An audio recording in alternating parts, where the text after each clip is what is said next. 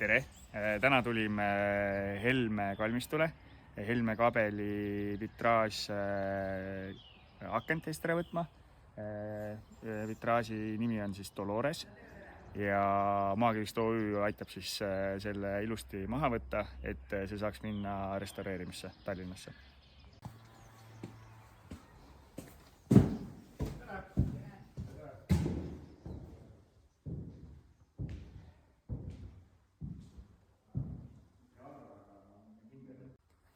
Ja selle vitraaži on teinud siis kuulus Eesti kunstnik Dolores Hoffmann 1998. aastal. Nii, poisid tulid vist. See materjaliselt tookord kasutada on ka võib-olla selline, et...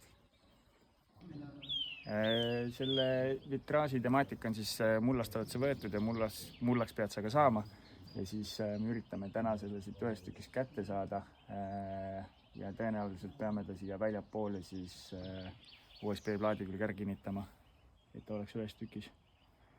Aga noh, nagu näha, siis vitraaž on läbi vajunud, ehk siis kõik need klaasid on omavahel ühendatud tinavööga, mis on siis pehme materjal ja klaas on raske, et siis ta ajas vajub läbi lihtsalt. Loodame, et ta saab nagu hea parandus.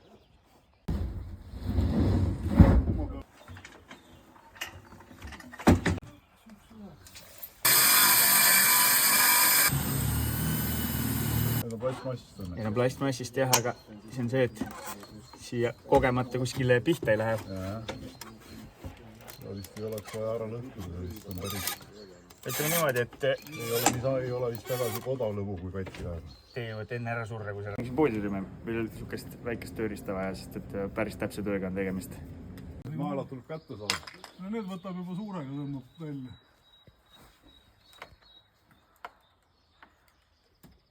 Ma loodan.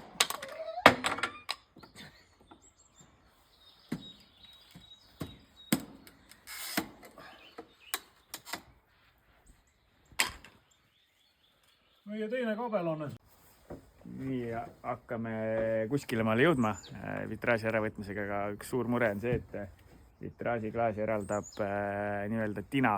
Ja tina on hästi pehme ja klaas on raske, ehk siis on oht, et see vitraaž vajub läbi.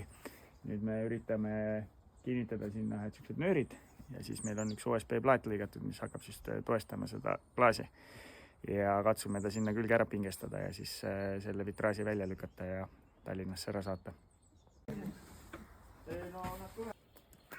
Äkki Kardo või keegi seda? Vahel on ikka nii pehmena. Saad käed ralt? Ma keerab võtta teist pidi nüüd. Nii, saime nüüd Dolorese kätte. Kõik õnnestus täpselt nii, nagu planeerisime.